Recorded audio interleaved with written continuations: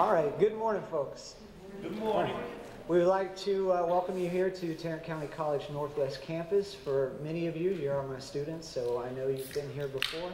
But for those that come from the community and the surrounding areas, we appreciate you coming. We welcome you back here as often as you would like to come. Please notice that at the front where you signed in, there were schedules of our upcoming talks. So you're more than welcome then, and of course, most likely the library would like to give you a plug and say you're more likely to you're welcome to come here whenever you would like, as well as open to all the public, not just our students. Okay. I would like to welcome you to our series, History Anonymous. Now, when I chose this sort of logo for this, my wife said, what's the anonymous part of it? It's like an AA meeting, but for historians. And I said, well, that's part of it, but in reality, oftentimes when we think about history, a lot of the people that shape the past are a little blurry. In fact, a little bit anonymous sometimes, the people that really have great impacts. And so what this attempts to do is try to shine a light on those people who might be sort of dim in our past rearview mirror. As you've seen, and as some have partaken, we have a lot of food up here and drink, so please partake. I don't want to have to take any of that home, so take as much as you would like. Take some for the road. You should have seen the woman at Walmart this morning. She looked like, she asked us if we were going to put somebody in a diabetic coma, and I said no. Just a lot of people to feed, and it's early in the morning. We have the sign-in sheets at the back, and especially for those of you from the community area, if you would just leave your name and email address. I promise I won't bug you or sell your information. I'm just going to email you about upcoming events. I'll only email you once about them. So please sign in. And of course, my students, in order to receive your extra credit, part of it is you have to sign in. So please sign in before you leave. There are some people I'd like to thank before we get started. First and foremost, I'd like to thank Mr. Jim Baxter, the Assistant Director of Library Services here, and his library staff for giving us this beautiful venue and making this, affording us this nice place. I would also like to thank my dean, who couldn't be here, but Dr. Eric Jackson, who gave a lot of his support to this, along with my department chair, Dr. Brian Cervantes.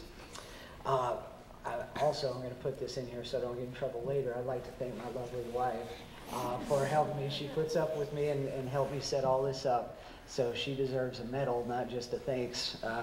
And of course, I'd like to thank our speaker, Dr. Collins, for coming all the way from the Austin area, flying to be here this morning. So we're going to get to the point where I introduce you. I shut up, sit down, and let the person that you came to see speak. So I'm going to introduce to you Dr. Michael Collins. He was Regents Professor and a Hardin Distinguished Professor of United States History at Midwestern State University. He is now Professor Emeritus as he retired in 2012. He's also a Fellow of the Texas Historical Association and a Piper Professor Award winner. This award is very prestigious. It's a state award given out to only about 10 educators a year for their teaching excellence. He has five books and numerous publications, but some of his most recent efforts are Walter Prescott Webb in the work Writing the Story of Texas, The Education of Theodore Roosevelt in the work A Companion to Theodore Roosevelt. One of his books that we have here, Texas Devils, Rangers and Regulars Along the Lower Rio Grande. So if you get interested in what he's talking about, you can see a lot more, not only in this, but another one that I'll mention. Another work, That Damn Cowboy, Theodore Roosevelt in the American West, 1883 to 1898. Profiles in Power, 20th Century Texans in Washington. And one that he's working on now, which he will take a good chunk of his discussion here today, called The Crooked River, Rustlers and Rangers Along the Lower Rio Grande, 1863 to 1878. Now, Dr. Collins is a Texas native from the Fort Worth and Denton area. He's a product of TCU, go Frogs, as am I. And now he's fulfilling the probably most fulfilling role of his life. He's a proud grandfather. So without further ado, I'd like to welcome Dr. Michael Collins.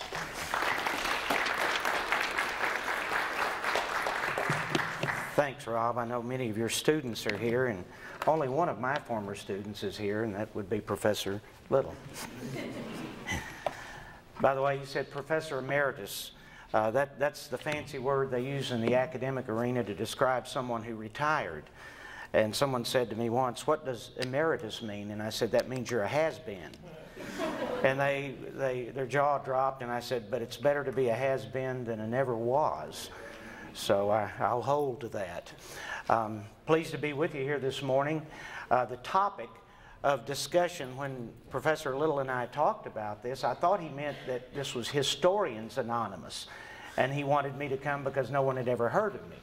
And then he further explained, no, it's the topic that he wanted me to choose, a subject, some personage in history who might not be known to 99% of the people in the public, maybe closer to 100%.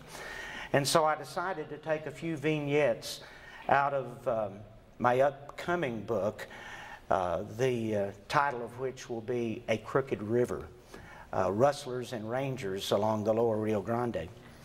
And so I thought I'd just do a few vignettes, 4, I don't think I'll have time to do more than that, to whet your appetite for, and maybe later cause you to want to go out and read the book, or the first book. This one is going to be a sequel to a work that the University of Oklahoma Press published for me 5 years ago.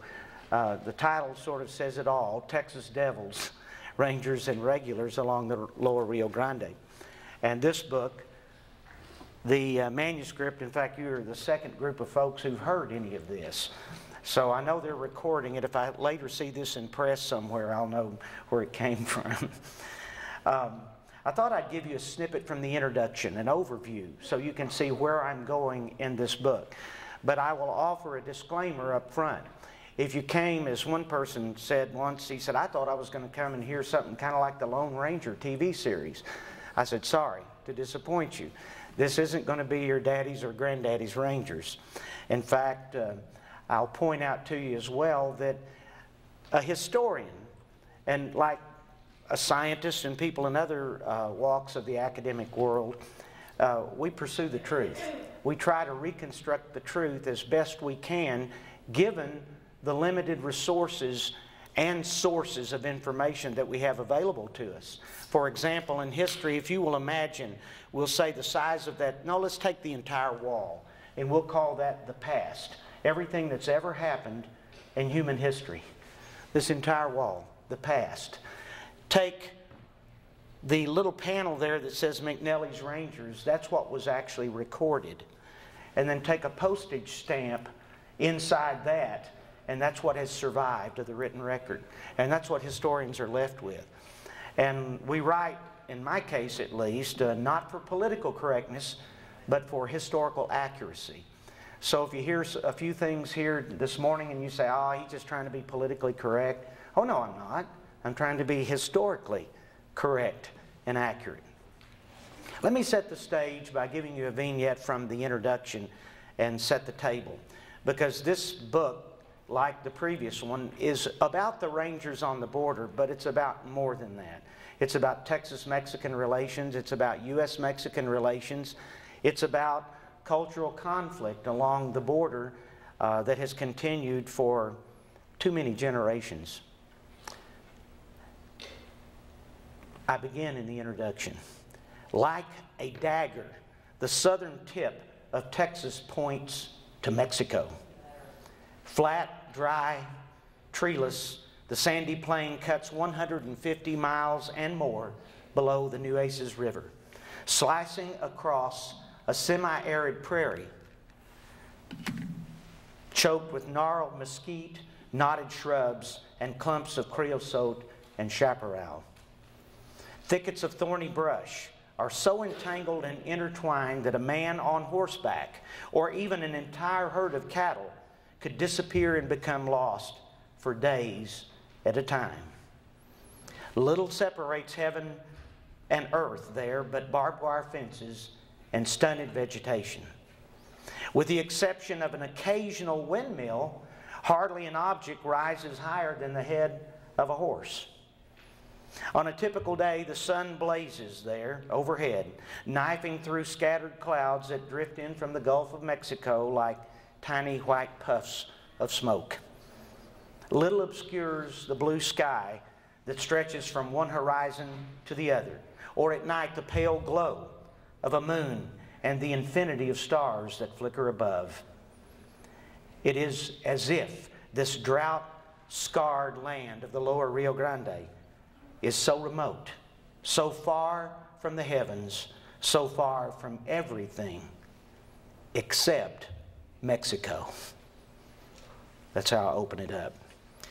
I go on and talk about the culture wars, what I call culture wars and even racial war that has been waged along the border with Mexico, well, even preceding the Texas Revolution and certainly preceding the United States war with Mexico. When I was growing up, we called it the Mexican War. But then in the United States, we always called a war for someone else as if they started it. You know, the Mexican War, Tecumseh's uprising, Pontiac's rebellion, and so forth. Now we call it the war with Mexico to be a little bit more objective about it.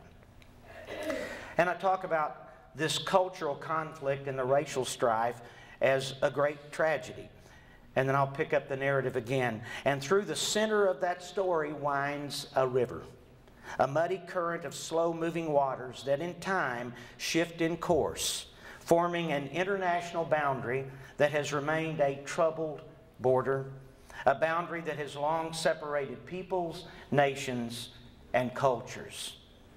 Never a fixed boundary that simply divides the lawful from the lawless. That border, as I describe it, and I'm borrowing the phrase from General Philip Sheridan, who was commander of the United States forces in the region during Reconstruction, the early years.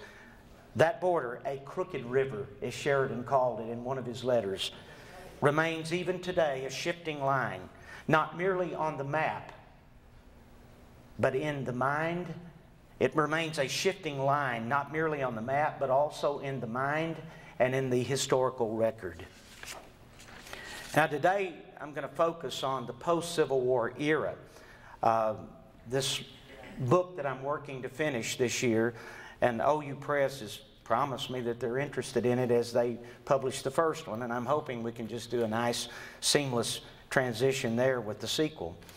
Following the American Civil War, the Rio Grande Valley, already a tinderbox of conflict and violence, erupted once again into a bloody war that set one race and one nationality against the other. Confederate deserters, refugees, and by the way, I just recently found out in my family history research, one of those Confederate deserters was my great-grandfather Collins. And I found myself in this story, realizing that my own family were a part of this in South Central and South Texas at that time. Refugees from Reconstruction, desperados of the worst description who had learned little in life but the bloody business of war. They now mixed with Mexican bandidos and insurrectos, fleeing the rebellion against the French-imposed Emperor Maximilian, and later fleeing the justice of the Mexican president Benito Juarez. From their enclaves along both banks of the Rio Grande, bandits raided with impunity, robbing and killing before disappearing into their sanctuaries of chaparral and mesquite thickets. And no one on either side of the border was spared. After all, cruelty and barbarism know no boundary, racial or otherwise. Part of the book deals with a commission that is dispatched to South Texas by President Ulysses S. Grant in 1872. It's called the Robb Commission. I'm not going to bore you with that because it's mostly administrative history. The United States and President Grant's representatives on this border commission blamed Mexico for all the troubles, and the Mexican government turned right around, had a commission of their own, and guess what? They blamed the United States and Texans in particular for all the troubles and problems along the border. Banditry, lawlessness, and what became the stock in trade of so many people on both sides of the Lower Rio Grande following the Civil War, cattle rustling, or as I like to call it, the art of finding lost, quote, lost cattle, and altering brands or putting one's own brand upon it. Governor Richard Koch became increasingly desperate by 1874, 1875, and I tell the story of his response. Texas Governor Koch was a rather large man in girth and in ego, and he was the first Democratic governor after the so-called Reconstruction or so-called radical Reconstruction era in Texas. And Koch formed his own little party to travel to South Texas and review the events there. And they pointed out to him, in fact, that the historical record supported the argument that the border wars were as much the fault. Governor Koch was informed by State Senator Joseph Dwyer and by his own Adjutant General, William Steele, that Anglos were just as responsible for as Mexican Americans in what they called a rash of private killings along the border, and vigilantism and violence. In fact, Governor Koch was informed that so much of the violence that was spreading across the border was owing to the so-called citizens' committees, committees of public safety. They were known by many names. I would call them vigilante groups, who were being formed to sweep the region of banditti and cattle rustlers and horse thieves. And you know, you could get away with much on the border, maybe even murder, but not cattle theft and horse theft. Those were crimes for which you'd get hanged without a trial, you know, a jury of 30 or 100, you know, a prompt summary execution in the field. We call that lynching. The historical record supports the argument that the border wars of this time, and this is one of the theses I lay out in the book, was merely a continuation of the border troubles of the Mexican War era and the period between the Mexican War and the outbreak of the American Civil War. And even historians have left out the Civil War itself. And I pointed out in the opening chapter of the book that the so-called Confederate cavalry in South Texas, and they were not much better than a rabble, not recognized as a military force, that they were really former Rangers, mounted Rangers in the service of Texas. Same leaders, many of them same recruits. As I said, one of them apparently my own great-great-grandpappy that I only learned recently.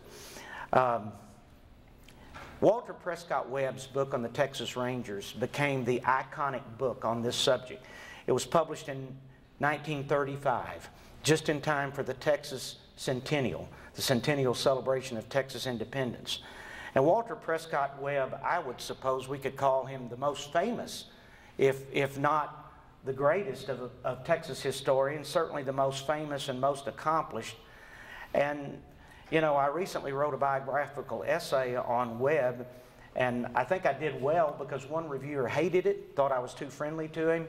I wasn't being politically correct enough for that reviewer, and another one loved it because I taught that person apparently something about Webb and his life and where his works came from.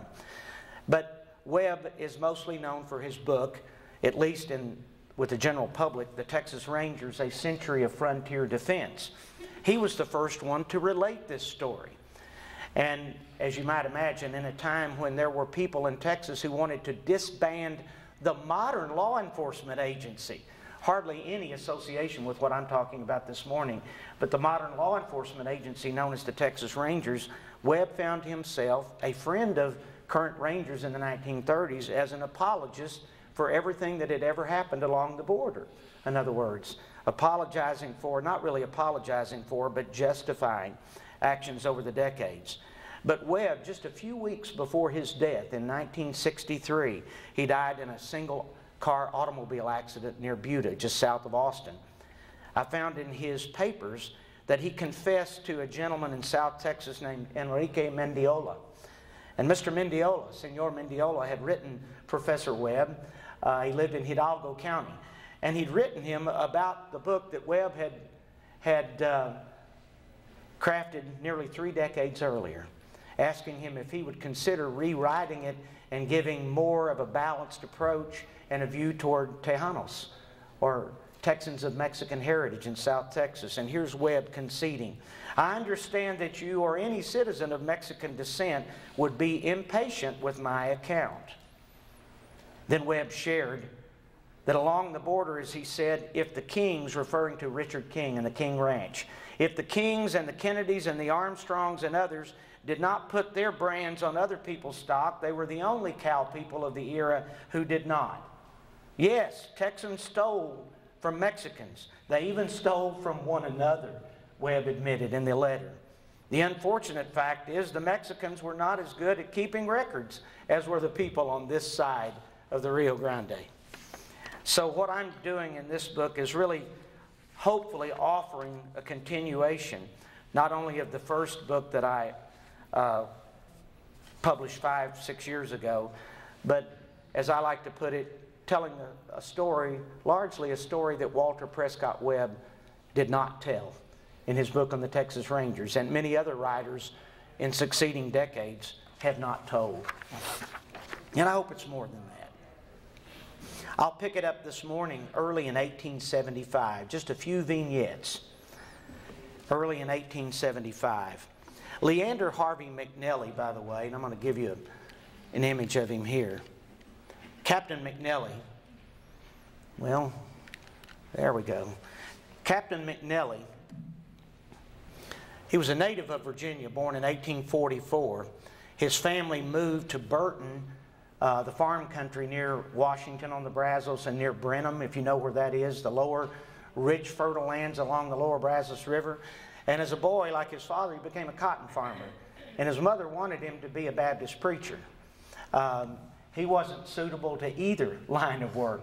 In fact, when he was but 16 years old, as Southerners would call it, the War for Southern Independence broke out. And like most boys from Virginia who had moved to Texas, McNelly signed on with Confederate forces at the age of 16. And during the war, he ascended in East Texas and in the Louisiana campaigns. He ascended from the rank of private to captain of scouts for General John Bankhead Magruder. And by the time he was 18 years old, he was a captain of what I would call guerrilla fighters, or a swamp fox, if you will, a daring backcountry raider in the Louisiana French Moss country in the campaigns of 1863-64. Following the war, like many other Texans and many other Americans, really all he knew was that fighting and dying and killing that he had known as an adolescent and a very young man. So he couldn't settle down on a cotton farm. He was very unhappy back in Washington County. He married a pretty little girl named Carrie Cheek, and they had a son and a daughter, but it just wasn't the adventure that I think McNelly had to have in his life. He had this wanderlust that some people get on the frontier in the 19th century, and this desire to keep moving and to do something important with his life. And in 1872, he was hired as a captain of the newly created and much hated state police under Governor Edmund J. Davis. And by the way, most historians today would look back look back at unbalanced literature in the past written solely by Southerners and say that Governor Davis's state police have been presented like some post-Civil War Gestapo, and unfairly so. They were holding the line as far as preventing blood feuds and a rash of cattle rustling and so forth. And McNelly made a name for himself again in Texas as a captain of state police. And I don't have time to recount his career there. And it was 3 years later that Governor Koch identified McNelly as the man he wanted to form a special force, a company of Rangers, authorized by the Texas State Legislature. They authorized a frontier battalion to deal with the Indian frontier in West Texas, and a special force of Rangers to deal with what had been an outbreak of unbelievable violence near Cuero and near Gonzales and down in that part of the state, the so-called Sutton-Taylor feud. And when McNelly and barely over 30 men that he had recruited in Washington County put down the Sutton-Taylor feud, he's ordered to South Texas by Governor Koch. And here's where I'll pick up with it. On January the 26th, this would be 1875, bandits attacked a patrol of the 9th United States Cavalry near the Solis Ranch in Starr County, killing 5 troopers and stripping their bodies of boots, revolvers, and carbines. 1 month later, on February the 27th, marauders fell upon a general store 9 miles south of Edinburgh. The mounted gunmen shot the Mexican clerk through the head, then murdered the proprietor of the post, a man named Fulton, who also served as the local brand inspector, hide and brand inspector, and justice of the peace. One job you would not have wanted along the border in that time was hide and brand inspector, because you were out trying to find some of those, quote, lost cattle, you know, that had been picked up by someone who was not their rightful owner. Fulton apparently had taken a pistol from one of his assailants and wounded him in a scuffle. He was later found face down in the dirt, the back of his head blown away, his body littered with more than a dozen other bullet holes. This is just an indication of the violence. Weeks later, a large party of raiders splashed across the Rio Grande and rode more than 100 miles into Texas near Carrizo Springs, west of Corpus Christi. And there they surrounded the cabin of Dr. D.D. Lovell, the postmaster of that village, ransacking and robbing his station of over $7,000 in cash. That would be the equivalent today of more than $250,000. They left Lovell lying in the doorway of the depot, dead of multiple gunshot wounds. These are just a few of the instances. And then there was the raid on Nueces Town, March the 26th of that year, when Tom Noakes and his wife Martha, their store was overrun by more than 24 raiders who helped themselves to rifles, revolvers, cartridges, and 18 new Dick Hayes saddles, which are known for their studded silver conchos along the saddles. Very distinctive. I'll mention later McNelly identifying some raiders by the saddles they were on and telling his men to empty the saddles, meaning kill them and get the saddles back. These raids were ongoing. The United States Army, the commander in Texas in 1875 was General Edward O.C. Ord. He commanded the 8th Military Department, the Department of Texas, which, by the way, continued to be larger than the other 7 put together, because Texas wasn't settled. It was a frontier and had a border with Mexico. So the majority of the United States Army in North America continued to be stationed in Texas from the time of the Civil War all the way up to 1878-79, when so many of them were dispatched out west to try to find Geronimo and a small contingent of Chiricahua warriors. The border was described by General Ord as in the wildest state of excitement.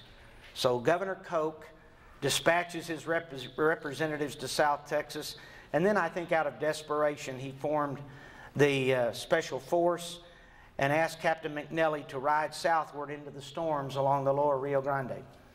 And McNelly, there's a portrait of McNelly that I found of all places at the Hertzberg Museum at the San Jacinto battlefield site.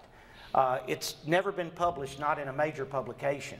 And this is a very different image of the man I just showed you a moment ago. It is the same man, but a very different image, and I think one that's far more human. It shows the softness of the eyes and in the expression. This is not a ranger.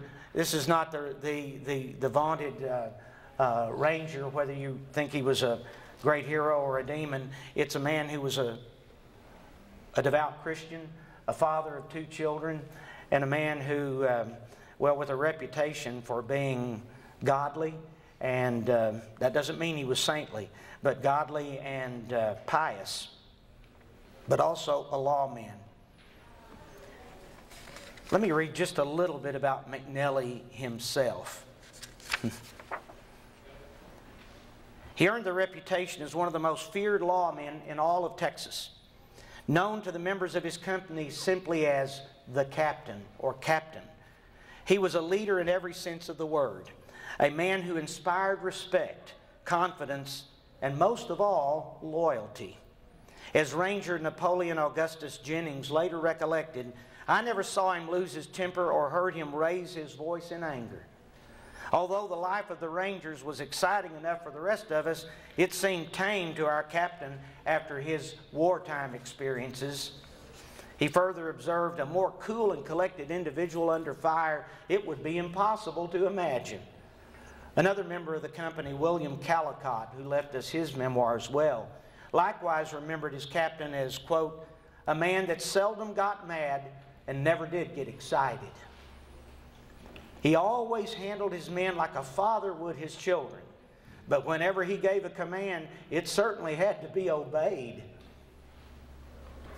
But perhaps Ranger George Durham, whose account, Taming the Nueces Strip, I think is the great first-hand account, classic of this topic here. Durham wrote, as he recalled McNelly, I never have figured out what there was about the captain that worked such a spell over us.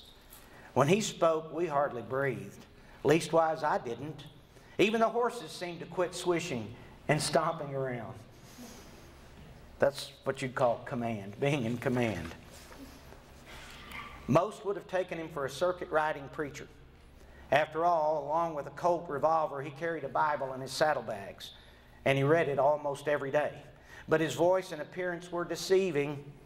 He would not hesitate to meet violence with more violence and cruelty with even more cruelty. Simply put, he lived by the Old Testament injunction, an eye for an eye. And if necessary, he was prepared to die by that injunction someday. Many perpetuated the myth that McNelly had stared down death so many times that he was unafraid of dying.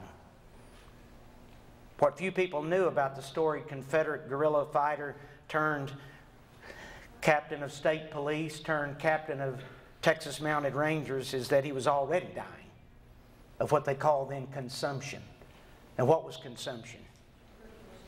Tuberculosis, right? His lungs were racked with tuberculosis, that dreaded disease that promised a very slow, ongoing, agonizing death. Hardly anybody lived more than 30, 35 years of age if they contracted it in their youth as he did. He knew it was a death sentence, McNelly did.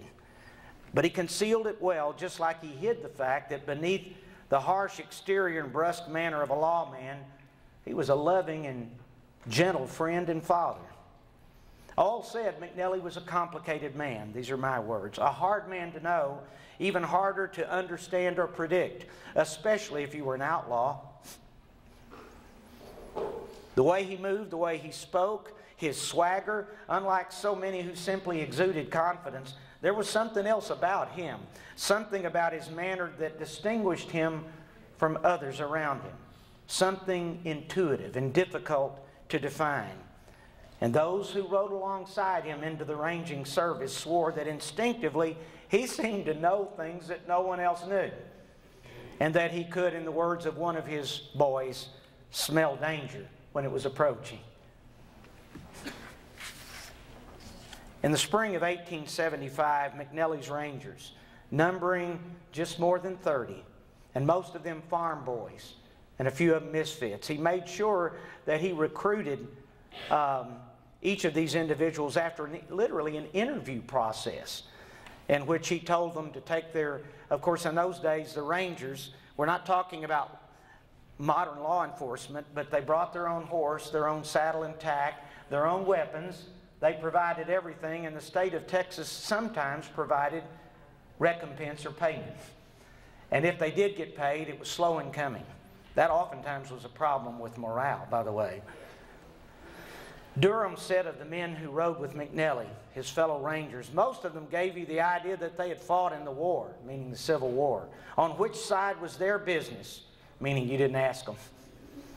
They looked like men who would take orders and fight, and showed every evidence of the wear and tear of a hard life. Somehow you wouldn't have picked a single one of them to push around. I described them as unshaven and unwashed, with weather-beaten faces and soiled clothes, scuffed boots and sweat-stained hats. They were a surly-looking lot. In fact, their horses were probably the best-groomed members of the company, to be honest. Beardless youths full of deviltry and high spirits, Jennings called them, ready at a moment's notice to rush into any adventure. It's kind of overly romanticized. April the 18th, 1875, Adjutant General Steele. Now he's the principal or the chief highest ranking military official of the state of Texas at the time, next to the governor himself. Steele receives a telegram from Sheriff John McClure in Nueces County. Is McNelly coming? We're in trouble. 5 ranches burned by disguised men last week near La Parra. Answer, please. 4 days later, McClure and the people of Nueces County got their answer as McNelly and his company of rangers crossed the Nueces. And by the way, the Nueces Strip, we refer to the Nueces Strip as the lands south of the Nueces River down to the Rio Grande.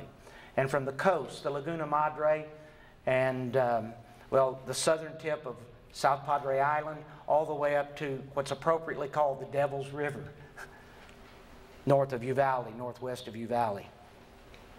Already word had spread of the coming of McNelly's Rangers and of his method of bringing back bodies, not prisoners.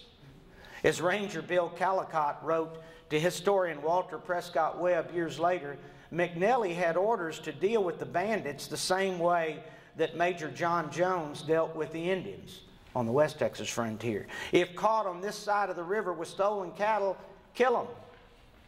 Durham likewise recalled that the Rangers' brutally effective means of shooting first and investigating later. Other Ranger captains before McNelly had, according to Durham, tried to fight according to the books as written in Austin. The military had to fight by the books as written in Washington. But those Nueces outlaws, they did not fight by any books. Neither did Captain McNelly. They made their own rules and the captain made his. They didn't mind killing. Neither did Captain McNelly. They didn't take prisoners. Neither did Captain McNelly. One of my favorite parts of this whole story, though it might be a little hard for some of you to take, one of the Rangers, it's a myth that all these Rangers were Anglos and all the banditti were people of Mexican heritage. Not so. A couple of the leaders of rustlers along the border on the Mexican side were actually refugees from Texas after the Civil War, and they were Anglo-Texans. And some of the Rangers were Tejanos, or Texans of Mexican heritage. One of them, who was one of McNelly's scouts, I've later confirmed he was wanted for murder in Starr County. Though, as they would have said in Texas in those days, the people he killed deserved killing. I'm not saying that. I'm saying that's what people would have said in that day and time. One was Jesus Sandoval. Old Casus, the Rangers called him, Jesus Sandoval. He apparently enjoyed torturing captives into confessions before he lynched them or hanged them in the field. Old Casus, as the Rangers called him, a tall, brooding figure with dark, penetrating eyes, shoulder-length auburn hair, and a beard speckled with streaks of gray. According to George Durham, Casus was, quote, what you would call spooky looking in appearance.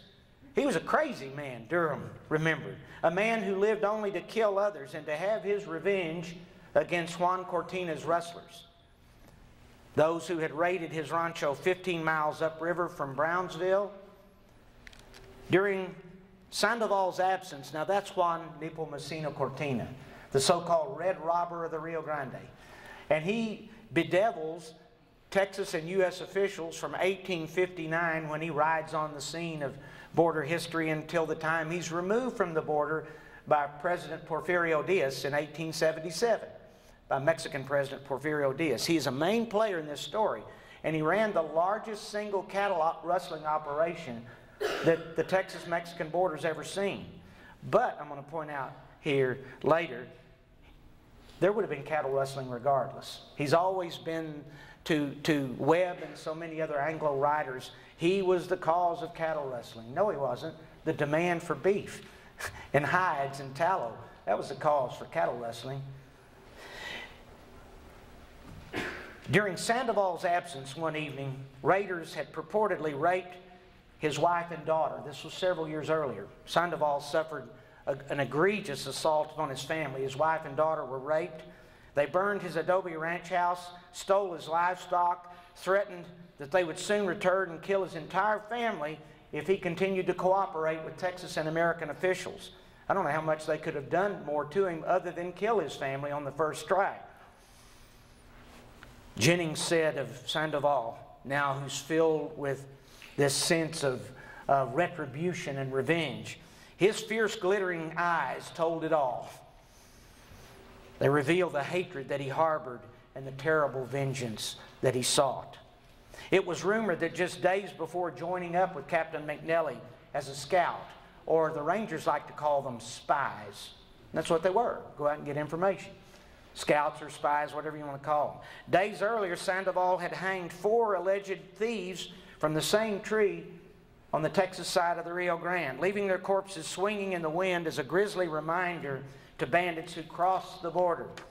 Sandoval later believed that these 4 men were a part of the party that a couple of years earlier had raided his own homestead.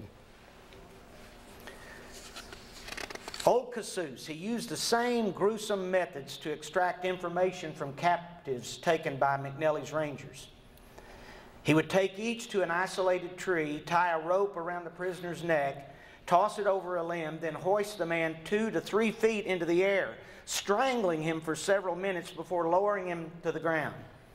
The ritual was repeated several times by Sandoval, several times until the suspected bandit, or the suspected bandito, had apparently told all that he knew. And Callicott wrote in his memoir, as far as we knew, this treatment by old Casus always brought out the truth. Well, then Casus would proceed on and hang the man after he'd gotten him to confess to whatever crime it was, cattle rustling or otherwise. After McNelly was satisfied with confessions, he would usually leave the captive with Casus, who tied a hangman's noose, looped it over the man's head, and forced him to stand in a saddle atop Casus's old paint horse. Then Sandoval would walk behind the animal and switch him on the backside, causing him to dash away, thus breaking the victim's neck, or at the least strangling him slowly to death. Callicott insisted Captain McNelly didn't like this kind of killing, but Casus did. As Callicott remembered, we caught several spies on one scout, and Casus dealt with them all alike.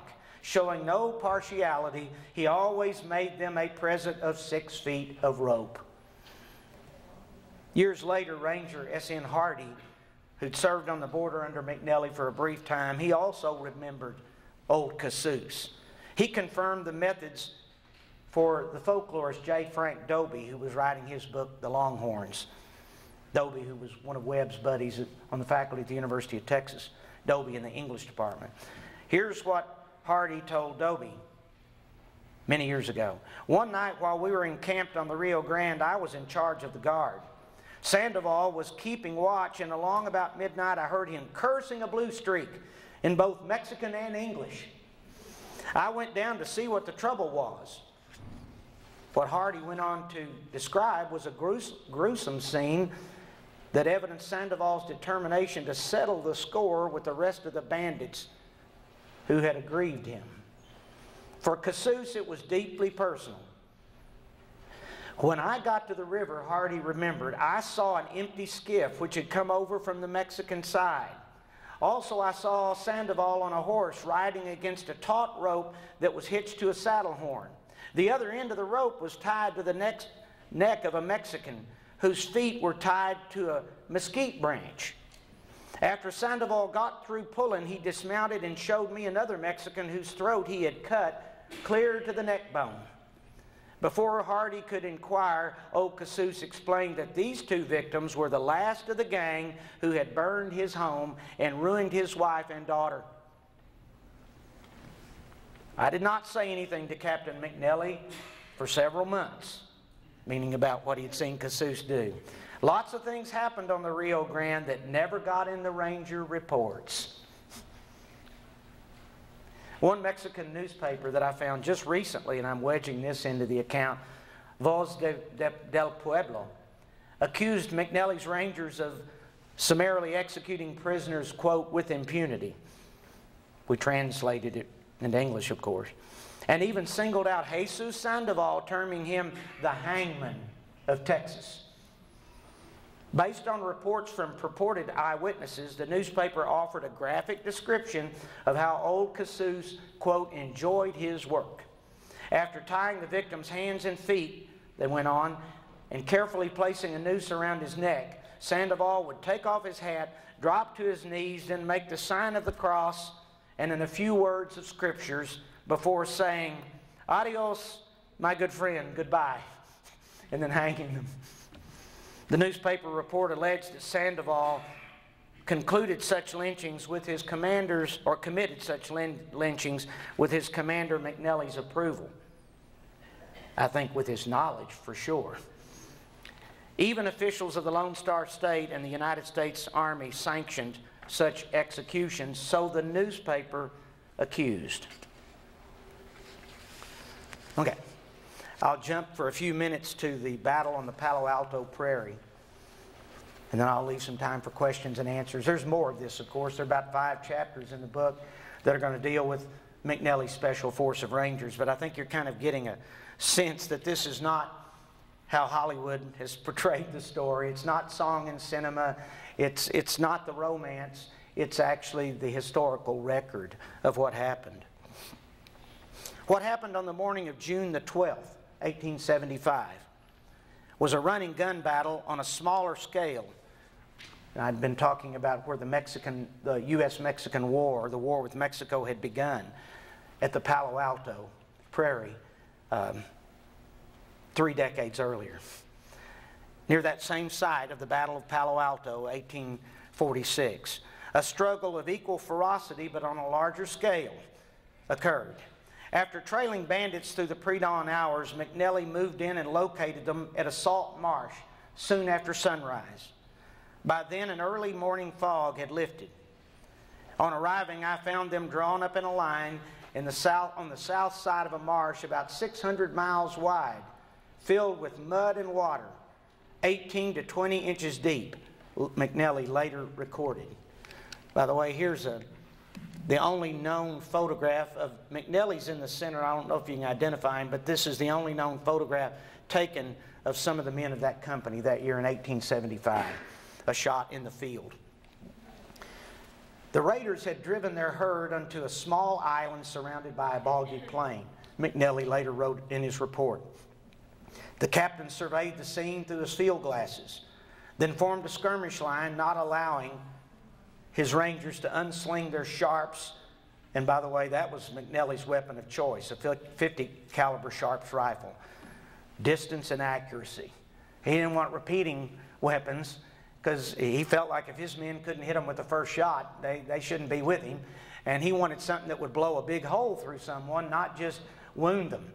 And I'm sorry, but that's exactly the truth. So he had them all armed with 50 caliber Sharps and put it on a bill for the state of Texas, and later had to defend that, by the way.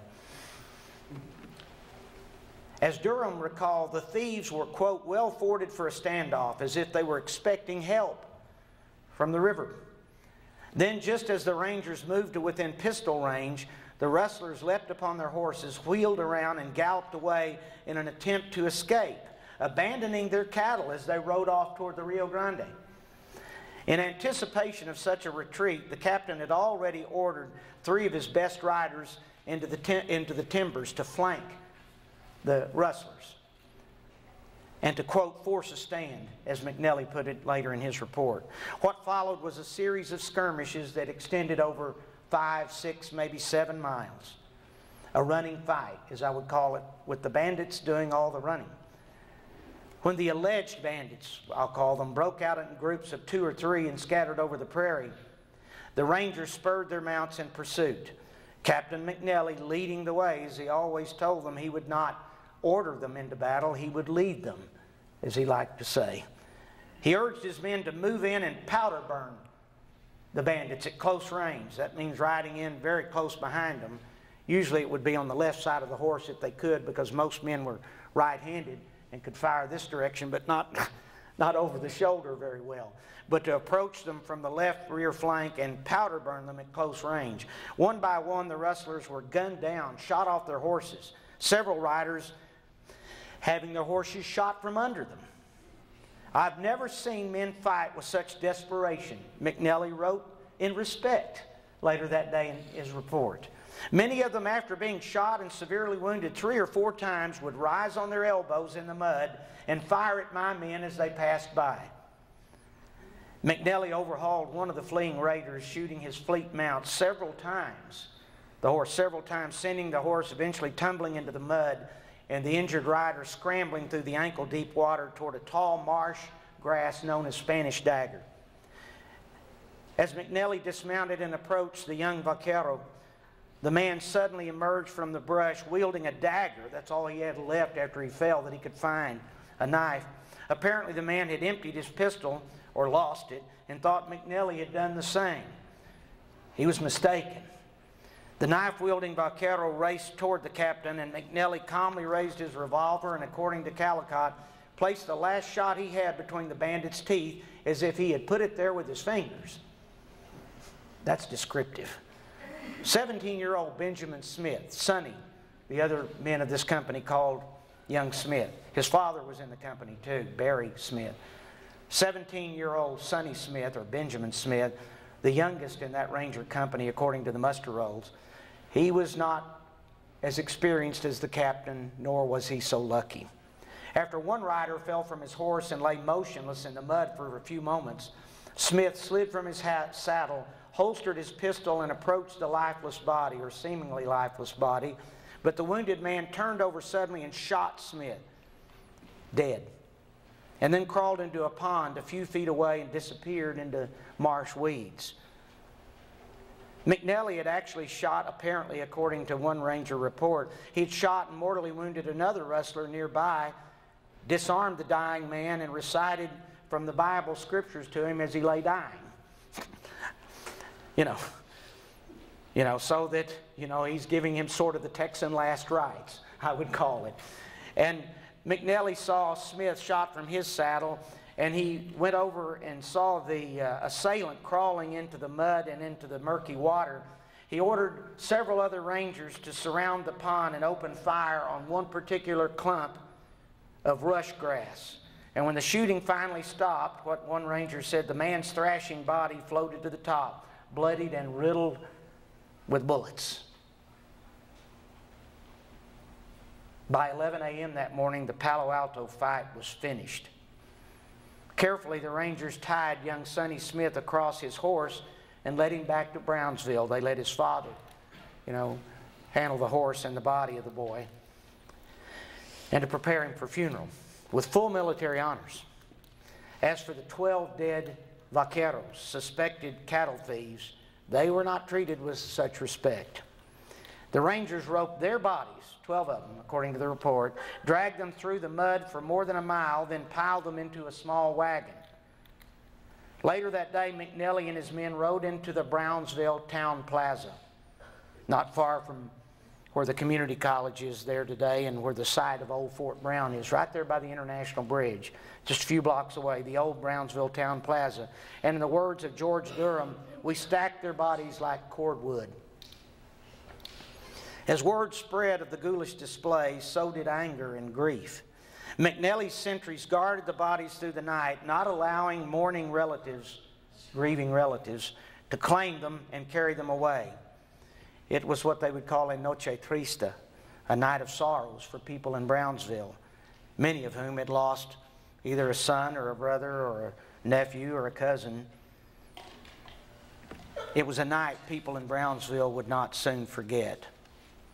The following day, McNelly casually telegraphed Adjutant General Steele in Austin. This is the actual text of the telegraph. Had a fight with raiders yesterday, killed 12, and captured 265 beeves. Wish you were here. That's a heck of a way to put it, isn't it? Characteristically, McNelly was a man of few words, and instead he preferred to intimidate border rustlers with actions.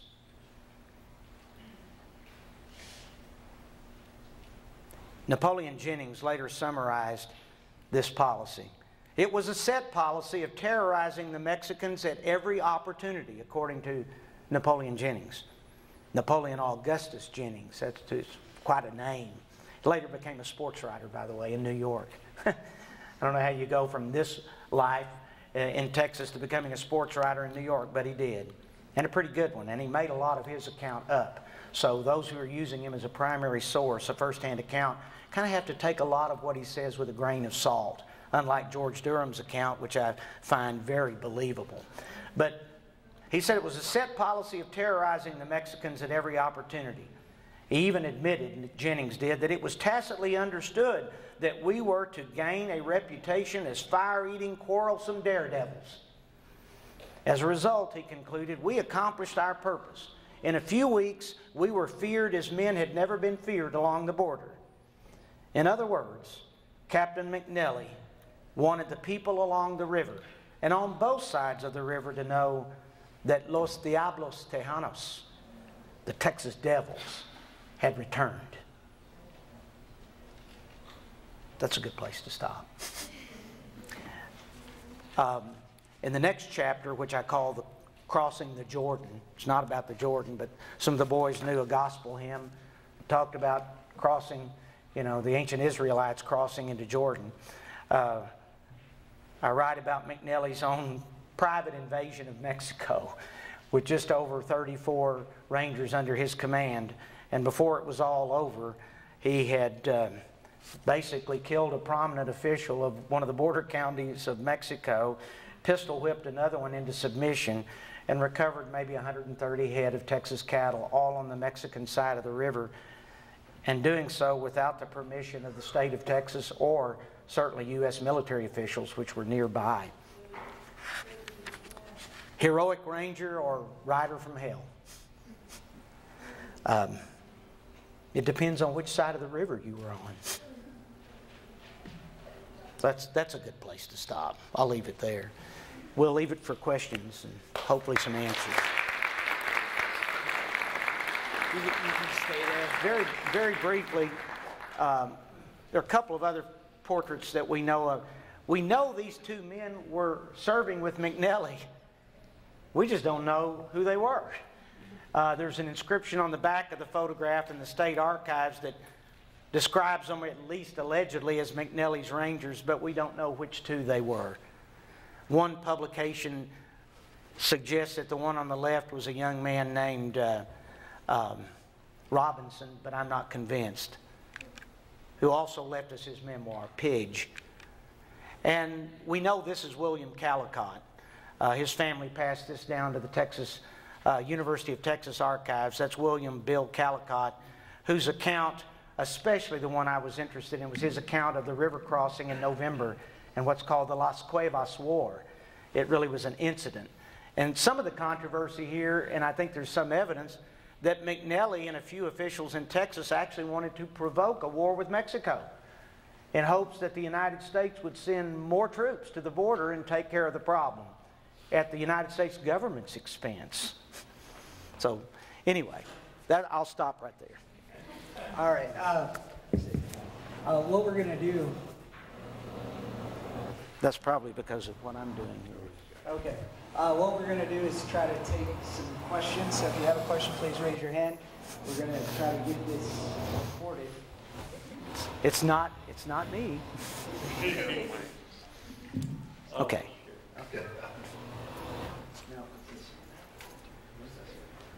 All right.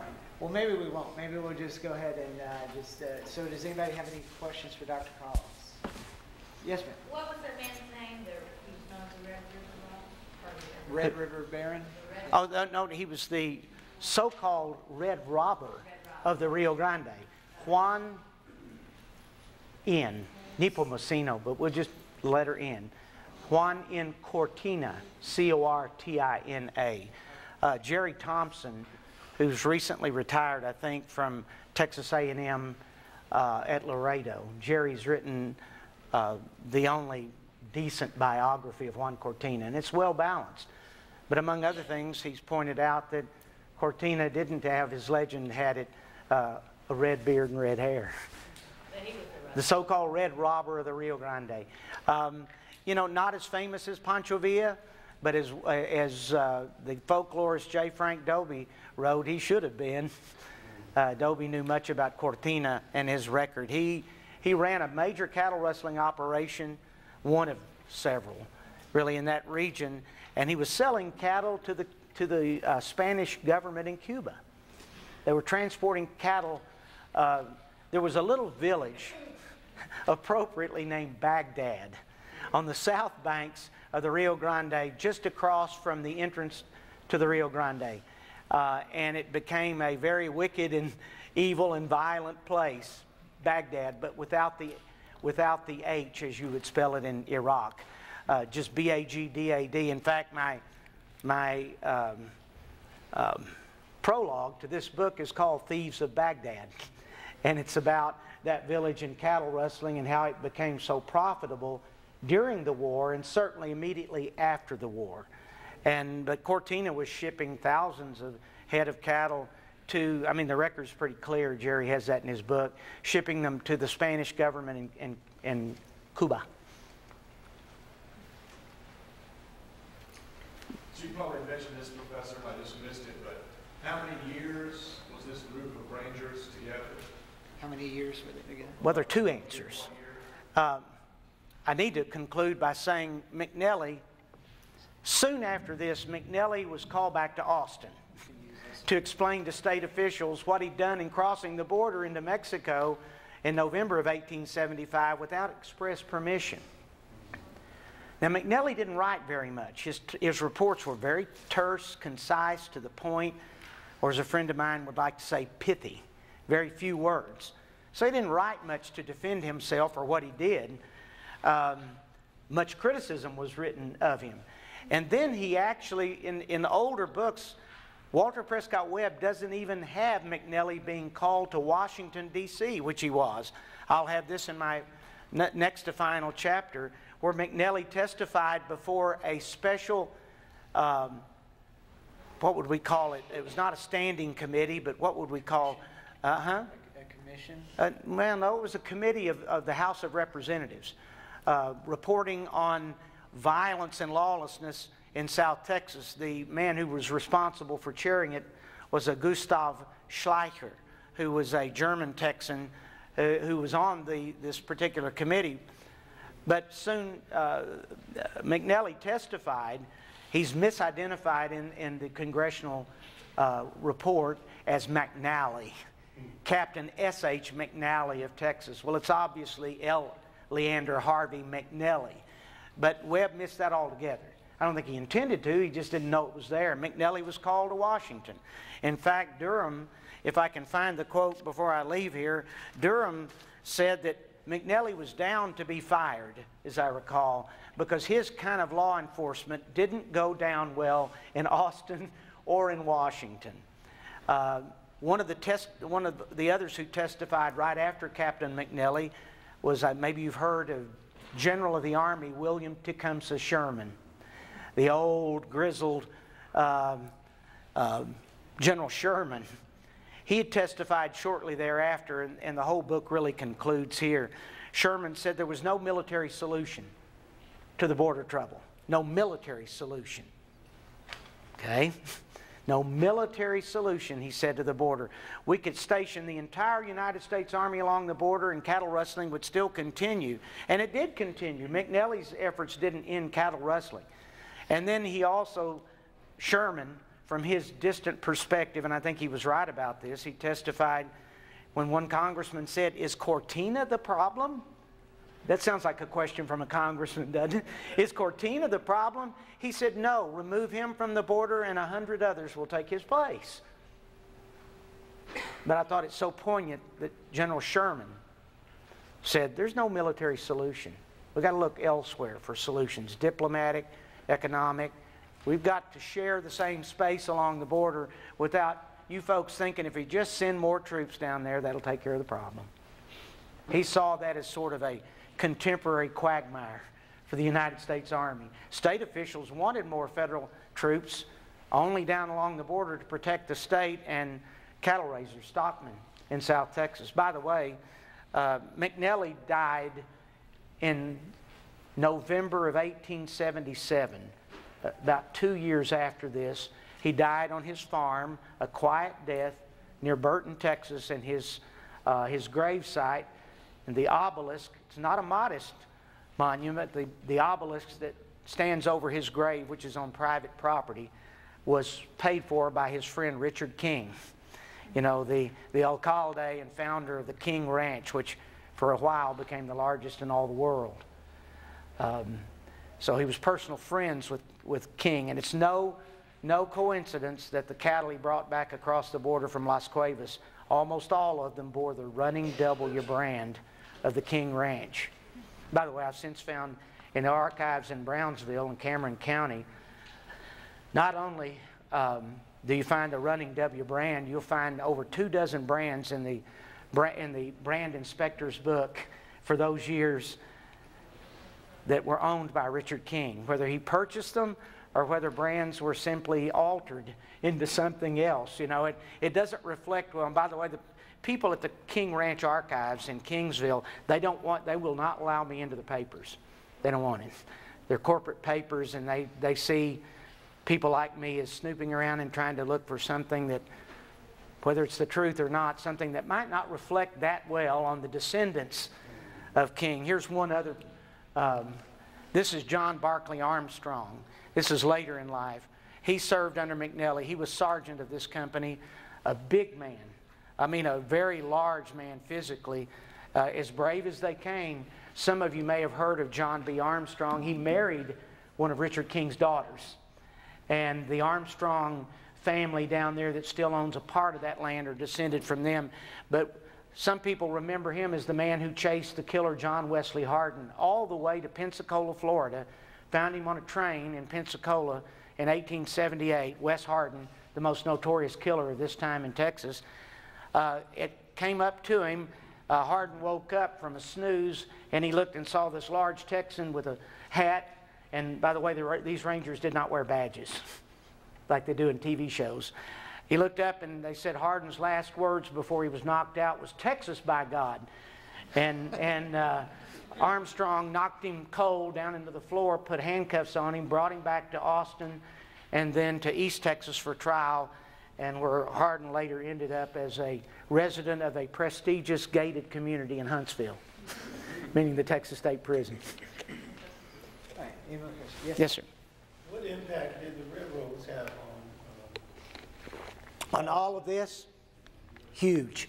And I feel that there's not enough, there is in the second chapter, there's several pages dealing with the aspirations. It's about the only thing that Southerners and Northerners had in common in the years following the Civil War. They all wanted to make money. And those who had money wanted to make a lot more money. And so there were railroad companies being formed, of course, and the Nueces Strip and connecting Texas and the United States with Mexico via rail traffic. I mean, those visions were grand, and they would eventually pay off. That's why Americans and Texans loved the president who came in 1876, Porfirio Diaz. He wanted to trade with the United States. He wanted Mexico to be enriched, and he saw this as profitable for both nations. So, sort of kind of like a NAFTA in its own day. But the railroads, in 1875, there were virtually no railroads in South Texas. Those are going to come into existence soon thereafter. But the visions had some great information on what it did was tell state and national officials just how strategically important the Nueces Strip was. That you can't carry on trade and commerce in Mexico until, number one, you can gain control of the cattle rustling and horse theft problem and the violence issue on the border, and number two, connect the nations with railways. And then there would be a better kind of exchange between nations. Good question. Yes, ma'am. Yeah, how would McNelly, did he generally just have 30 to 35 guys with them every time? Not all Ranger muster rolls exist. Some of them do. Several of his do. He was a pretty good record keeper. He just didn't do much of anything else other than to get them signed on. I think the largest number I saw in any muster roll was around 37 or 38. And did he but they'd come and go. from the state police, or did they volunteer to ride with him, or did he handpick them? Well, it's a little bit of a mixture of several things. Armstrong, he personally recruited. He knew him from the state police. Some of the others, like I said, farm boys. And maybe some of them like old Casus. I know. And by the way, McNelly carried what some of these boys called his Bible. They weren't talking about the Holy Scriptures. They were talking about a book where the names were literally written out by hand of all wanted criminals in the state of Texas. And all law enforcement captains carried the book, as McNelly referred to it. And he couldn't have helped but know that Jesus Sandoval was wanted for murder in a neighboring county. He needed him. Sandoval, of course, was wanted for murder. He probably, if he'd been charged for every murder he had committed, he'd been charged with over 20 of them. But as the Texans of the day would say, you know, they messed with the wrong fella, this old casus, and he was immaculately dressed. I didn't point that out. They said he was dressed almost like a Spanish colonial official, rather fair-skinned with red hair, but Spanish-speaking first, and spoke some English. But he knew how to find where these bandits or spies, as he called them, were, and to lead McNelly to them. And there were several of these scouts or spies. But McNelly had the book, and of course, imagine without photographs or fingerprints or any modern forensics, I guess you could claim if some fellow had a common name, you could claim he was the same one wanted in the book, especially a Hispanic name that might have been very common.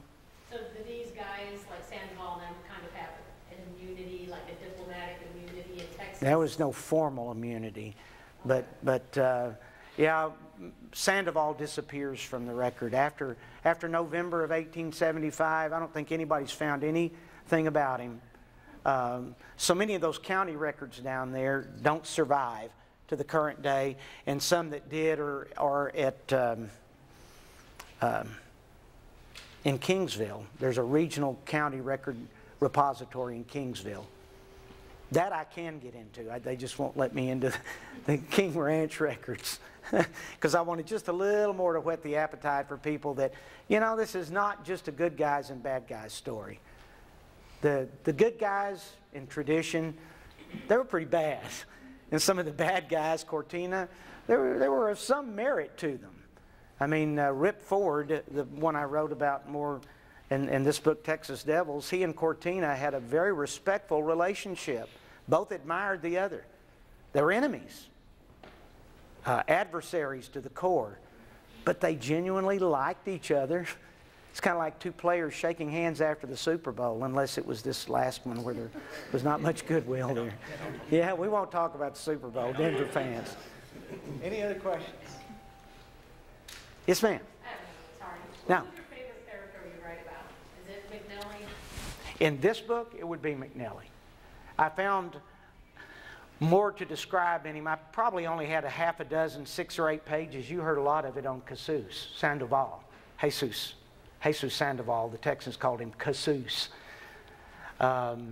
Old Jesus.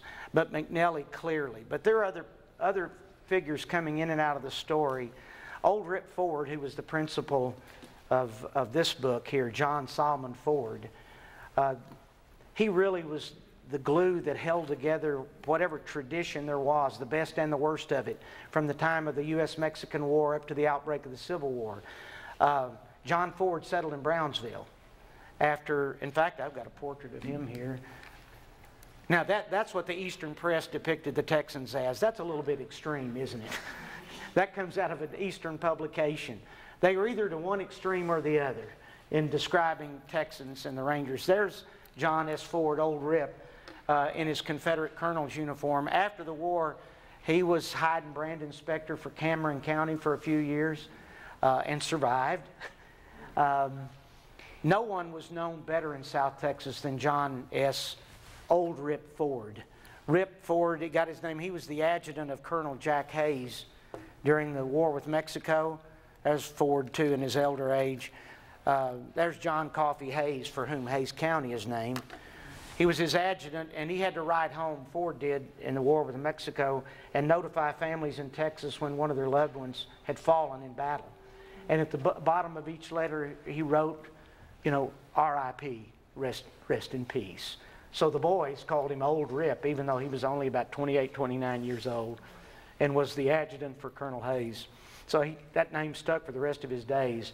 I found, unfortunately, very little in the way of communication between Ford and McNelly. But McNelly really is the dominant figure in the second half of this book. And earlier I have information on him. His first expedition to the border, which virtually no record of it other than a few lines, literally, was in 1872 as a captain of state police. And an English stock raiser, an Englishman, asked for the governor of Texas to help him and other stock raisers in Starr County. And McNelly took a company of state police down there. He let half of them go because they were, in his words, drunken on duty too often. And he returned having accomplished nothing, really, but familiarizing himself with the border. And it's 3 years later when this very violent war erupts along the border, and McNelly rides right into the center of it. As I said, it's one of the ironies is McNelly survives all of this and more than what you heard this morning to die in bed 2 years later of consumption, tuberculosis. And there's a really bad movie about him. Do not watch it. It's called Texas Rangers, starring Dylan McDermott. Oh my gosh. You know, please don't even bother. I think I'm going to go back and watch it again, take a couple of notes so I can squeeze in a quote or two into the introduction as to how the hyperbole or exaggeration has taken place over the years. About the only thing they got right in the movie is L.H. McNelly. They call him Lee, I think, a couple of times. He was never known as that. Leander Harvey McNelly. He just signed his name L.H. How McNelly, the only thing they got right is he was dying of tuberculosis. They got that right. How does the Ranger Museum in Waco compare with the historical records? Oh. I respect what they do. I think some of the people on the board down now, they are now trying to make their board more diverse. But I would not be asked to come give this presentation at the museum in Waco. In other words, it's not traditional enough. McNelly comes across, I hope here, as human, not iconic, not a figure cast in marble, but and again, very complex. Enigmatic is a word I used to describe him in another place. I mean, there's quite this juxtaposition with McNelly of shooting a man and then reading scriptures over him and blessing him as he's dying, you know, and things of that nature. Respecting, you know, killing bandits, but I saw no respect that was accorded to the wives and mothers and relatives of those. And I later had the names of those 12 bandits at the Palo Alto Prairie. We know who they were, and almost all of them lived on the Texas side of the river. But they were hooking up with the cattle thieves on the other side of the river. But they were Cameron County youths, I'm sure all youngsters. They were no match for McNelly and his men. He had instructed them on skirmish tactics and flanking movements and things. He taught them everything he had learned in the Confederate service and the campaigns in Texas and Louisiana on the borders of the swamp country of Louisiana. And he learned in the tradition of others before him, like Ford and McCulloch and Hayes, and unconventional warfare. Only McNelly takes the phrase unconventional warfare sort of to another level. Okay. Yeah. What we're going to do is we're going to stop it there. If you have more additional questions, you can come up after the program and ask Dr. Collins face to face because we're about to run out of time. So once again, can we have a round of applause for Dr.